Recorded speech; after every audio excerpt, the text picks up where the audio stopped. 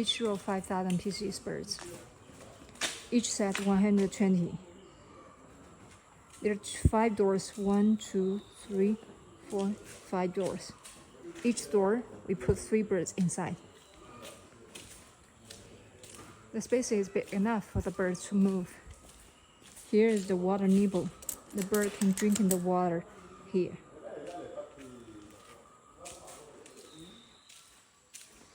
This is a feed trough. All the feeds can be collected here, and the birds can eat the feeds from here.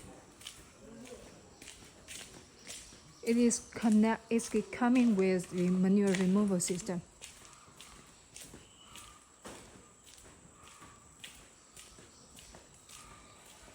High zinc rich material with hot dip galvanizing treatment, and lasting for 15 years, no rusting.